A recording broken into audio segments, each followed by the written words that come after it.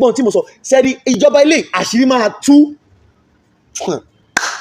ẹ ti máa lápẹẹrẹ láti gbà tí mo ti sọ fún yín ẹ̀rọ bẹ́rẹ̀ ni mo ti ń sàpẹrẹ pé àṣírí máa tú láti gbà tí wọ́n ti du ipò pé ó fẹ́ lọ wọ́n dẹ̀ sọ pé bí bàbá ṣe máa wọlé mo sọ Olúwa gbẹnu mi sọ̀rọ̀ kì í ṣèmi. Akí gbogbo ẹ̀yin olóòfẹ́ àpàdà sórí ìkànnì Yorùbá Space TV níbi tá a ti máa ń mọ àwọn ètò àti ìròyìn wá fún yín lólókò òjò kan gbogbo tó ń ṣẹlẹ̀ káàkiri Nàìjíríà pàápàá nílẹ̀ Yorùbá ti wa. Ẹ wo tó bá jẹ́ ìgbà àkọ́kọ́ tí yín rè lórí ìkànnì yìí ẹ bá wa subscribe ẹ sì má gbàgbé láti tẹ bọ́tìn kékeré tó dàbí aago yẹn tí yóò máa ta yín lóko nínú ìgbà tá a bá ti mú fídíò tuntun wá síta. Ẹ wo èyí tá a tún fún wa fún yín lónìí àrà ọ̀tọ̀ ni ó yá ẹ wá lọ bó ṣe ń lọ ẹnì tó ní. The next president of your country, Nigeria. I will not tell you what I've not seen. I am not coming out for fame. If it is not for God, let it perish. But if it is for God, let it stand. That is why I'm here. I have not come out for fame. I've come out for what God has said. You know, God told me about the next president. Since December, when people are asking me, Father, you revealed to us, and he told me that even if 3 people vote, Bola Tinubu will enter. Baba Tinubu will be chosen as the president. That is what he told me. And I saw the vision. I saw how he came to me. He spoke to me. You know, the realm of the spirit is different. Yes, he came to me, he spoke to me, and he has went many places before he came to me. And at the end of the day, I congratulate him, which has shown me that he is the next president. But along that tenor, which I told you, I saw dirty water. I saw it. He was in the bus. I was at the front. But we came down, we have to come down, but he was still in the bus. You know, as a president, he was still in the bus. So everybody have to come down. People were going in through bike, and I saw the dirty water was so much. We were passing through it. But after passing that water, I thank God, I washed my leg. So the administration, I'm coming there. This is a message for Baba Tinubu. Please help me share to him. Help me share to him. He should be very sensitive. This thing I'm bringing out, I don't care whatever they will do in their realm, or they will come and arrest their enemy, because who can arrest God? I've not come out myself. They should be, Baba Tinubu should be sensitive to what God wants. To what God wants him to do. If he will follow God's instruction, God can use devil. He created everything. Baba Tinubu should be very sensitive, yes, to what God wants, if he wish to follow God's direction. Kí Baba Tinubu kí wọ́n ṣe kíni kí wọ́n kọ́kọ́ fura kọ́ sì tẹ̀ tó bá fẹ́ ni o tó bá fẹ́ tẹ̀lé tí Ọlọ́run fẹ́ ṣe. He needs to ask God for divine mercy. Èmi ò ní parọ́, mo rí ẹ̀jẹ̀ lọ́wọ́ wọn. I saw blood. I saw many things. Èmi ò wá láti wá dájọ́ o. I'm not a judge and I'm not God, but I will tell you what he has shown. Ẹ̀jẹ̀ kó béèrè fún àánú. Mi ò mọ bó ṣe ṣẹlẹ̀. Èmi ò mọ bó ṣe ṣe, and I don't know how it works. Kó béèrè fún àánú Ọlọ́run. You should ask God for direction. Kó béèrè fún àánú Ọlọ́run. Kí Baba Tinubu ẹ bá mi share message sí wọn. Kí wọ́n béèrè fún àánú Ọlọ́run. Kí wọ́n béèrè fún àánú Ọlọ́run. Ìran tí mo rí ní last year tí mo jáde before kí n tó bọ́ta pé ó wọlé, that was early last year. Pé mo rí pé bí time election wọ́n ti fẹ́ announce. Tẹ́ bá rántí dáadáa ẹ̀yin èèyàn tẹ́ follow mi tí mo sọ fún yín pé mo wà nínú revelation mo tún wà nínú revelation. So bí àkàsọ̀ mẹ́ta ni. I was in elevation and elevation, I was in elevation. So nínú revelation tí mo kọ́ wà, mo rí pé a gbé mi lọ́nùrán pé Baba Tinubu bí tó ti ń ṣe àjọyọ̀ ó ti yé yín làwọn kan ti, that was last year, early last year, pé àwọn kan ti gbìmọ̀ pọ̀ láti gbẹ̀mí wọn. In fact, wọ́n try láti dúró lé wọn ẹ̀mí wọn lórí. Àwọn tó yí wọn ká pé wọ́n gbàbọ̀dẹ̀ fún wọn. I came out that early last year, maybe April, June, I don't know, but I know I came out. Àwọn kan bú mi, wọ́n ní okay, in tí Olúwa tún fi hàn mí nìyẹn, tó rán mi létí ń pa ẹ̀. Nínú ìran tí mo wà yẹn, mo wá padà sí normal ìran. That's the normal revelation. Mo wá rí pé àwa mú mi lọ sí ibi tó ti ń ṣe kinní tí mo rí pé wọ́n gbẹ́sẹ̀ lé wọ́n fẹ́ pa yẹn. Mo kàn sá kọjá. I'm talking about last year message I gave to him. Mo wá rí pé in tí mo rí nùrán yẹn, mo wá rí pé àwọn eléyìí mo ṣe lọ bẹ̀, mo kàn sáré kọjá. I shouted, Baba Tinubu, run for your life. Run for your life. If you remember that prophecy, that message, that was what I shouted. And wọ́n wá lé Tinubu, wọ́n bẹ̀rẹ̀ sí lé mi torí pé mo ti jẹ́ káṣírí tú. Àwọn èèyàn wá sáré pé kí ló ṣẹlẹ̀ níbi tí Baba Tinubu wà. bí wọ́n ṣe filẹ̀ bí wọ́n ṣe ń lé mi ni wọ́n rí mi mú ṣá. Now this message is to tell you, Baba, please ask for mercy because of the things you have done in the dark room. Torí ohun tẹ́ ti ṣe nínú yàrá òkùnkùn. The truth is that there are hidden plan against you, Baba Tinubu. I must say the truth. There are hidden plan against you. I'm not coming out here to scare anybody. I'm telling the truth because I don't have the means to talk to him, and I'm just saying it for lovers of him. I have also prayed for him. You know, Bible even say pray for enemy, and he's not my enemy. I love him. Mimi ìdáyàn kankan. Ṣùgbọ́n in tí wọ́n ṣe la fi ń bá wọn sọ̀rọ̀ pé kó ṣàtúnṣe. But now they have a plan hiddenly for you, Baba.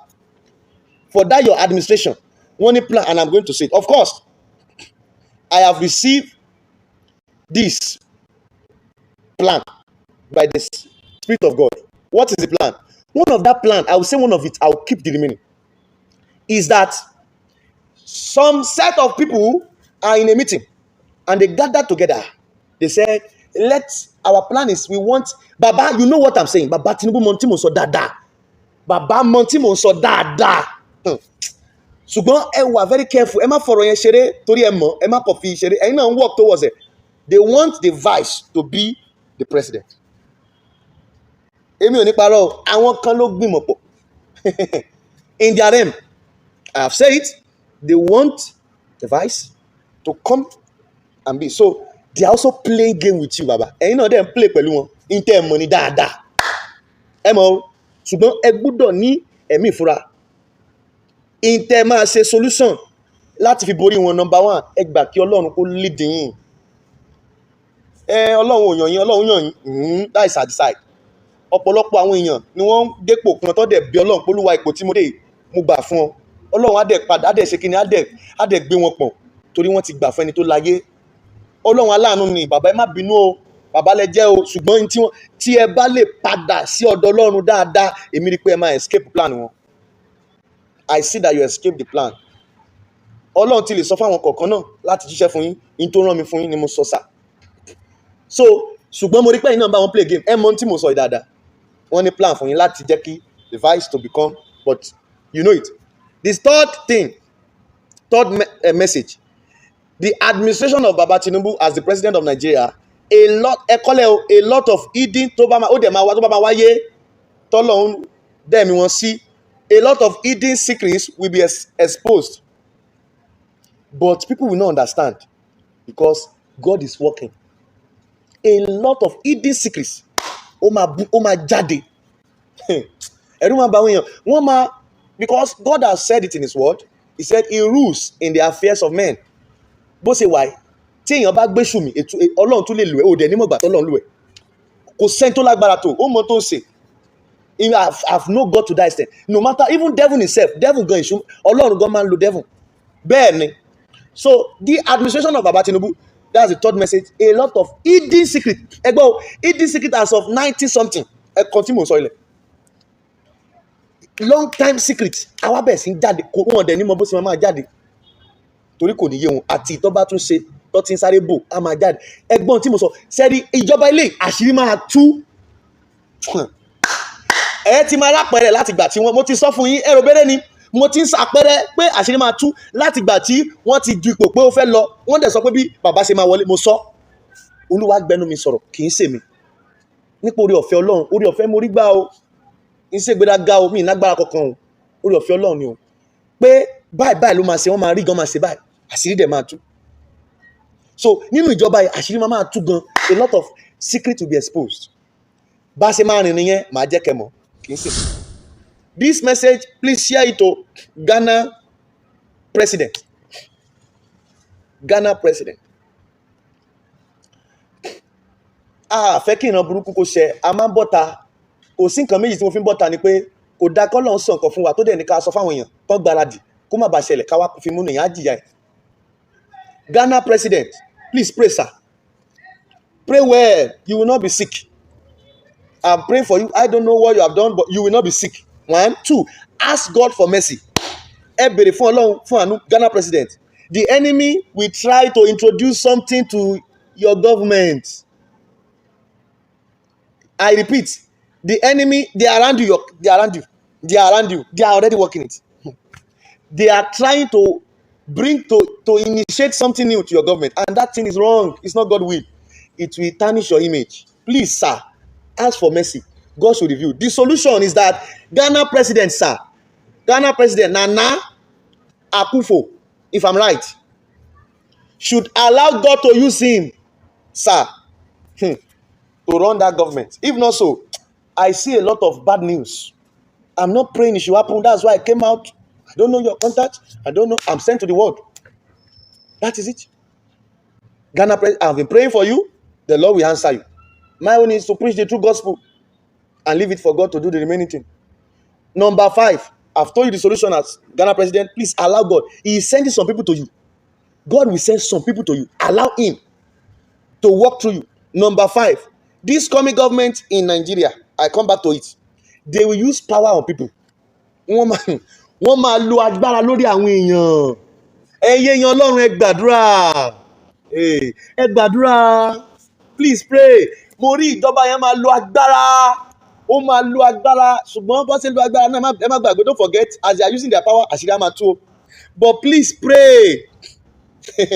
Pray. Àwọn tó wà ní kábínẹ̀tì reketina yani sendeke vina matubaida ailikusa inama kuruma saino ina ẹgbẹ́ lọ́wọ́ aida kabarumina sakeliku bailika sheteli manuma aida bahubi seteria ha àfi tó bá ṣe tọ́lọ́run ló kù wọ́n máa lo agbára lórí àwọn èèyàn. Èmi máa sọ tèmi, I say my own. They will use power on people. Wọ́n máa lò lórí àwọn tó jẹ́ ti Ọlọ́run gan. Ẹ̀kan tí mo sọ ilẹ̀, ẹ̀yin ìránṣẹ́ Ọlọ́run ẹ lọ gba iná padà. Ẹ lọ gba iná padà. Ẹ gba lighting padà. Ẹ ti tà á. Ẹ ti tà á. You win it, you want fame. Ẹ ní bínú ni mo gbọ́dọ̀ sọ òtítọ́. Ilé ayé ìyàwó akọ́lá ni àwa náà jà ní. We come to market. A padà lọ́jọ́ kan. Agbára tó bá ní ẹ lọ máa sá ní kọ̀rọ̀ báyìí. Agbára tó fi lè tún Nàìjíríà ṣe ṣùgbọ́n tó fi ń bọ́ ọmọlàkejì rẹ̀ jẹ́ òde pé ẹni man of God. Lọ máa sá sí mi báyìí. O lè fi tún àgbègbè ordinary or territory tiẹ̀ lè fi tún ṣe òun nísìn. Wọ́n máa wá lo agbára lórí ìjọba tó ń bọ̀. Mo fẹ́ wo bẹ́ẹ̀ sí fẹ́ dára. Yes, wọ́n máa lo agbára lórí gbogbo. In fact, ní tí mo rí bí mo ṣe gbọ́ nìyẹn o. They will use power on people. Wọ́n á tún including the men of God. So nísìnyí ẹ lọ gba agbára tẹ gbogbo bẹ́ẹ̀ sí ń jáde ẹ tètè lọ gba iná padà. Ẹ lọ gba iná padà. Wọ́n má ba yẹ̀yẹ́ yín. Wọ́n ní yẹ̀yẹ́ wa o. Wọ́n ní yẹ̀yẹ́ mi náà o. Lórúkọ Jésù wọ́n ní yẹ̀yẹ́ yín o. Àdúrà mi fún ẹ̀yin man of God nìyẹn. Àtàwọn bàbá mi àtàwọn ìyá mi. Number 6. Children of God should pray against flood storm. Ẹlẹ́kẹta tí máa sọ lọ́dún yìí ni. Children of God should pray against flood storm. And children of God, okay, should pray against flood storm. And all children, àwọn ọmọ ìwé that normally play in the river, they should be very careful. Mo rí pé omi á fẹ́ gbé àwọn kan, omi ò ní gbé wọn lọ. Iná yẹn ò ní ṣe mí ìfẹ́ kó ṣe oṣù mẹ́jọ. Ẹ bá wa sọ fún àwọn ọmọ ìwé tó ń ṣeré níbi omi. Especially òkun. Please, in tó máa ṣẹlẹ̀ lọ́dún yìí lágbára o lórí ìyẹn o. Please go and pray o. Àmórí ìjì omi ó pọ̀ gan. In fact, ó máa lágbára gan. Seriously, kò dẹ̀ ní pẹ́ bẹ̀rẹ̀. Ó lè bẹ̀rẹ̀ any moment from now gan. Number 7. Some rain will fall this year and it will be a rain of satisfaction and peace. Olúwa náà fẹ́ ti pa òjò. Òjò yẹn máa rọ̀, ó máa mú ìfọ̀kànbalẹ̀ wá. Mo rí mọ́júmọ́. I saw it overnight. That's number 7. It will bring peace and satisfaction to the children of God. Àwọn òjò kan máa rọ̀, ẹ máa rí the way bátẹ́gùn ṣe máa fẹ́. Kò kọ́ ní fẹ́ lásán, ẹ máa rí nǹkan kan tó máa ṣẹlẹ̀ lágọ̀ọ́ ara yín. I'm serious. Fún àwọn ọmọ Ọlọ́run tó gbàgbọ́, òjò máa rọ̀, ó dẹ̀ máa mú ìfọ̀kànbalẹ̀ wá. Wọ́n ní sọ fún yín bẹ́ẹ̀. Ṣe bring peace all over the world if you believe in God. Number 8. Men of God should please preach the truth, the true gospel, and ask God for new revival. Iná ti kú nínú ìjọ. Iná ti kú nínú ìjọ. Bàbá kan wá bá mi, à ń sọ̀rọ̀ nínú church, ó ní ẹnìkan bí ọ̀rẹ́ wọn, wọ́n dí wọn lójú báyìí, wọ́n dí wọn lójú, wọ́n lọ gbọ́rẹ̀ wọn lọ gbé ṣiṣẹ́ ní church kan. Wọ́n dẹ̀ èèyàn tó wà láyé, wọ́n dẹ̀ bury wọn live sínú pillar. Wọ́n ní wọ́n dí wọn nígbà tó débẹ̀ tán. In fact, that thing was so hard. Iná ti kú nínú ìjọ. Àwọn èrò dẹ̀ ń wá miracle kiri. Ṣé ìwọ mọ̀ bóyá wọn ló kàn tán máa fi rúbọ pẹpẹ? Òtítọ́ rẹ̀ o. I've said the truth. You don't know if you are the next person to use as a sacrifice. Ntí mo sọ yà bí wọ́n tún lè tafà ṣùgbọ́n wọn lọ́wọ́ á dá padà. Torí òtítọ́ ló máa dúró. ẹ padà ẹ bèrè fún iná fresh revival. Mo tẹnu mọ́ o, mo sọ tèmi o. Fresh revival ẹ wàásù òtítọ́, ní tó máa ṣẹlẹ̀ nínú Johnson máa lágbára. Àwọn ìjọ kan wà, àwọn èèyàn wọn máa kú pì, wọ́n máa kú pì. Ẹ ti mọ̀ pé ní tó ṣẹlẹ̀ yẹn káwọn èèyàn fura, ó dẹ̀ ti ṣẹlẹ̀ already, ṣùgbọ́n ní tó máa ṣẹlẹ̀ máa lágbára o. Ẹ má jẹ́ ṣèdè o, please repent. Àwọn èèyàn wọ́n rìn wọ́n mọ́lẹ̀ lódidi láàyè láì tí kú. Ẹ̀yin tẹ́ ẹ wá miracle kiri, wọ́n ní tẹnumọ́ fún yín. Mo ti sọ tèmi, tó bá wùn kẹ́ni rọ́mọ pa, tó bá wùn kẹ́ni ẹnu mi rùn, you will see. Àdúrà mi ni pé ẹ ní dọ̀rùn mọ́ títọ́ o. So wọ́n ní ẹ ní di adọ́rùn mọ́ títọ́. Number 9, men who want to marry this year should ask God well before they marry. Ṣé o kí mo sọ fún yín, wọ́n ti da àwọn ìmìrì wọ́n ti da àwọn obìnrin síta. Ẹ̀yin tẹ́ fẹ́ marry, ẹ má lọ marry àmáyàtanga o. Ìwọ tó sì ń bẹ Ọlọ́run torí ògo díẹ̀ gbà nínú ògo tó ti tẹ̀ mọ́lẹ̀, ó wá tún lọ marry ẹ tó máa gba gbogbo ẹ̀ finally tó máa lọ transfer ẹ fẹ́ lómi. Yọ̀yọ̀wò, please pray before you marry. The women outside now, they are good o. Good yẹn ti you understand the meaning of good tí mo mean.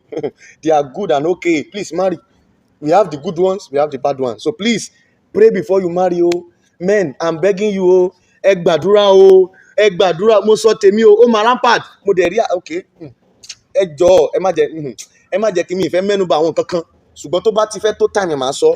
Number 10, àwọn marriage popular marriage, popular star, àwọn star tó wà ní àgbáyé, ẹ jọ̀ọ́ ẹ jẹ́ kó gbàdúrà. Olúwa ni wọ́n jìnnà sóhun, àfi ayé lọ́lé marriage ọ̀pọ̀lọpọ̀ wọn máa collapse lọ́dún.